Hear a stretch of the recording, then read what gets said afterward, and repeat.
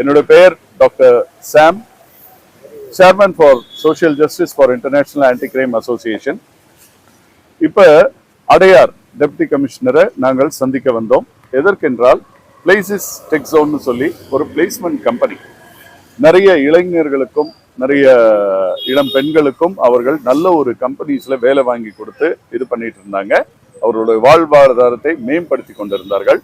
இந்த சமயத்துல திவ்யா அலையாஸ் பாண்டிச்செல்வி அப்படின்ற ஒரு பெண்மணி இந்த கம்பெனியில ஹெச்ஆர் எக்ஸிக்யூட்டிவா வந்து ஜாயின் பண்ணி கொஞ்ச நாள்லயே இந்த கம்பெனியோடைய பேஸ்க்கு மீன்ஸ் ஓனருக்கோ இல்ல டைரக்டர்ஸ்க்கோ ஜெனரல் மேனேஜர்ஸ்க்கோ தெரியாம ஏகப்பட்ட ஸ்டூடெண்ட்ஸை வந்திருக்க கேண்டிடேட்ஸை நான் வேலை வாங்கி கொடுக்குறேன், பேக்டோர் செய்யறேன் அப்படி இப்படின்னு கம்பெனியோட பெயரை மிஸ்யூஸ் பண்ணி பல லட்சங்கள் கொள்ளையடிச்சிருக்காங்க.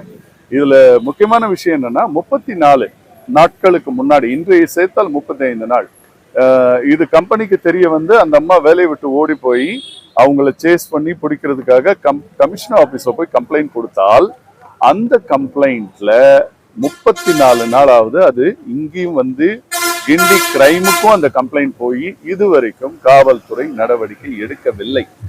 அதை கேட்கறதுக்காக துணை ஆணையர் அலுவலகத்துக்கு வந்தோம். எங்களுக்கு டிசி சார் இம்மீடியட்டா ஒரு கம்ப்ளைண்ட் கொடுங்க, இன்னொரு கம்ப்ளைண்ட் கொடுத்துருக்கோம், கம்ப்ளைண்ட் கொடுங்க, நாங்க உடனே ஆக்ஷன் எடுக்கிறோம், எஃப்ஐஆர் போடுறோம்னு சொல்லி கம்ப்ளைண்ட் எழுதி வாங்கியிருக்காங்க.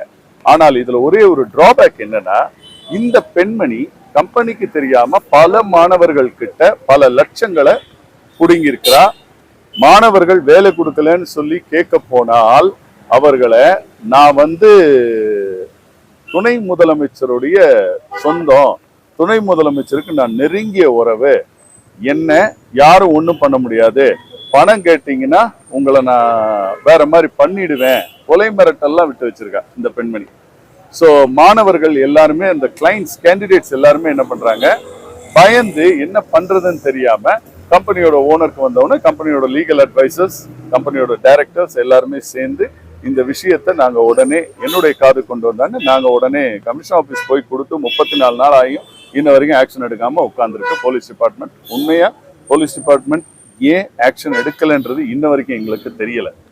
ஒரிஜினலாவே அந்த பொண்ணு துணை முதலமைச்சருடைய பேரை மிஸ்யூஸ் பண்றாளா இல்ல நிஜமாவே துணை முதலமைச்சருக்கு தெரியுமா என்பதுதான் எங்களுடைய டவுட்டும் கூட.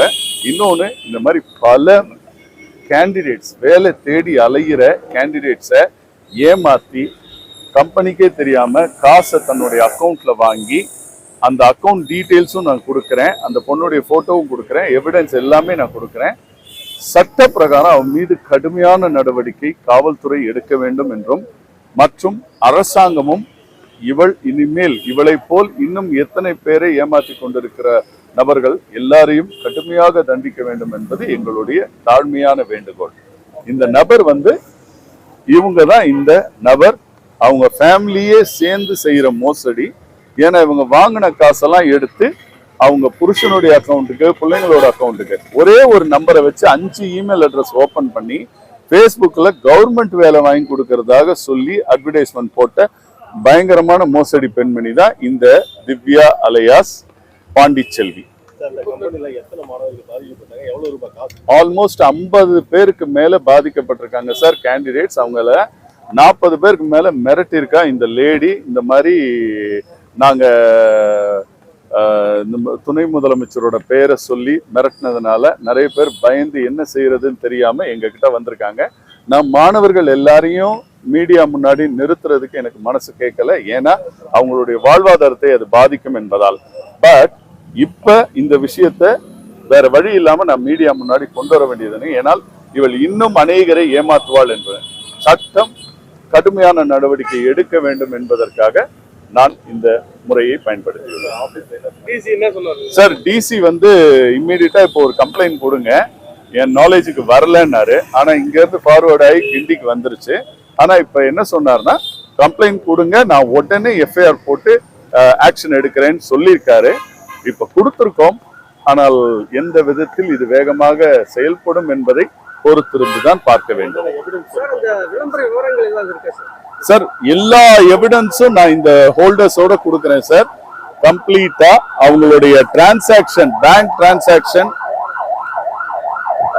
அவங்களுடைய ஜிபே உடைய அக்கௌண்ட் எங்க போயிருக்கு, இது எல்லா டீட்டெயிலும் இதுலயே இருக்கு. கம்ப்ளீட்டா அந்த பெண் கொள்ளையடித்ததற்கான மொத்த ஆதாரமும் இதுல இருக்கு.